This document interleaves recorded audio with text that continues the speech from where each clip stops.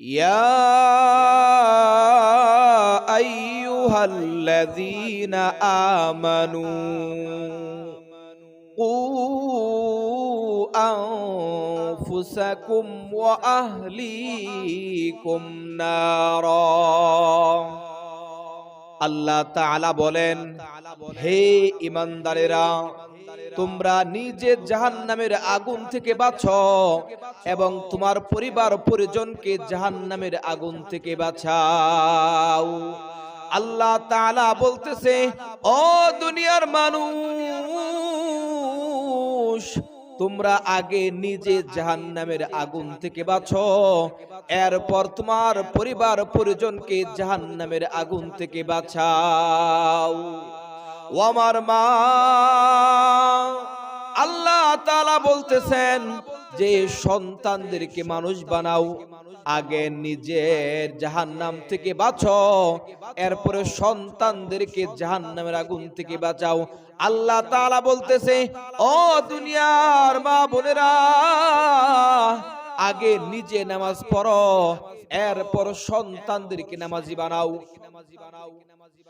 আমরা যদি সন্তানদেরকে নামাজি না বানাই, দিনদার না বানাই, কাল কিয়ামতের ময়দানে আমাদেরকে আল্লাহর সামনে জবাবদিহি করতে হবে। আল্লাহ তাআলা আমাদের সন্তানদেরকে আমাদের কাছে আমানত দিয়েছে।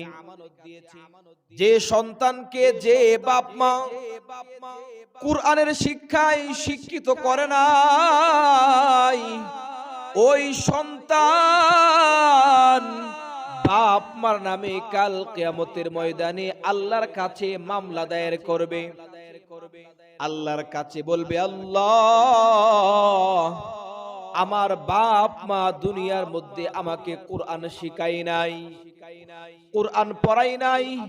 আল্লাহ তাআলা বলবেন, ও বান্দা, তুমি তোমার সন্তানকে কুরআন পড়াও নাই।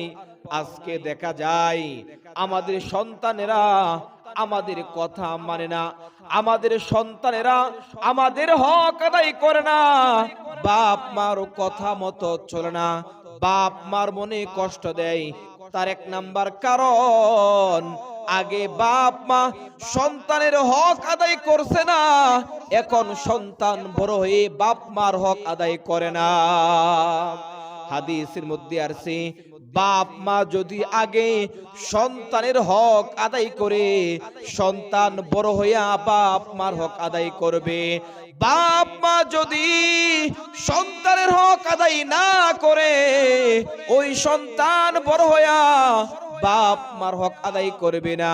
কিতাবের মধ্যে আছে, হযরত আমিরুল মুমিনিন হযরত উমর ফারুক রাদিয়াল্লাহু তাআলা আনহু, তিনি বাপ মার উপর, পিতা মাতার উপর সন্তানের 3টা হক বলেছেন। হযরত উমর ফারুক রাদিয়াল্লাহু তাআলা আনহু, বাপ মার উপর সন্তানের 3টা হক। বাপ মা যদি এই 3টা হক আদায় করে, তাহলে সন্তান বড় হইয়া বাপ মার হক আদায় করবে। এক নাম্বার হক, বাবা একটা নেককার মায়ের ব্যবস্থা করবে, নেককার স্ত্রীর ব্যবস্থা করবে। নবীজি বলেন, স্ত্রী নেককার হলে, বউ নেককার হলে, বিবি নেককার হলে তার ঘর থেকে নেককার সন্তান হবে। আর যদি বউ স্ত্রী যদি নেককার না হয়, নামাজি না হয়, ওই স্ত্রীর ঘর থেকে নেককার সন্তান আশা করা যায় না। বর্তমানে দেখা যায় আমার মায়েরা অনেকেই নামাজ পড়ে না, কুরআন তেলাওয়াত করে না, কিন্তু সারাদিন খালি টিভি আর টিভি, সিনেমা আর সিনেমা দেখে। এই যে মা যে সন্তানকে পেটের মধ্যে লইয়া সিনেমা দেখলো, টিভি দেখলো, ওই সন্তানটা বড় হইয়াও সিনেমা দেখবে, টিভি দেখবে, নেককার হবে না। আর যে মা সন্তানকে পেটের মধ্যে নিয়ে, যে মা নামাজ পড়বে, জিকির করবে, আল্লাহর কাজ করবে, ওই মায়ের ঘর থেকে সন্তানটা বড় হইয়া নেককার হবে, নামাজি হবে, দিনদার হবে। ওই সন্তান বড় হইয়া বাপ মার হক আদায় করবে। এক নাম্বার, বাবা একটা নেককার মায়ের ব্যবস্থা করবে। দুই নাম্বার, বাবা সন্তানের একটা ভালো নাম রাখবে। ও আমার মায়েরা, ভালো নামের তাসির ভালো হয়, আর খারাপ নামের তাসির খারাপ হয়।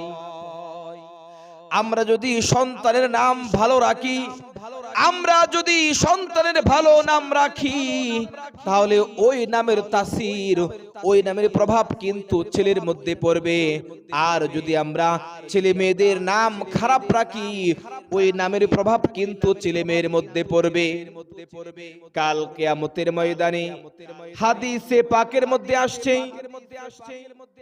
হাদিসে পাকে এসেছে, নবীজির কাছে যদি এমন কেউ আসতো যে তার নামের অর্থ ভালো না, তার নামটা ভালো না, তার নামের অর্থ ভালো না, তাহলে নবীজি ওই ব্যক্তির নামটা পরিবর্তন করে একটা অর্থপূর্ণ সুন্দর নাম রেখে দিত।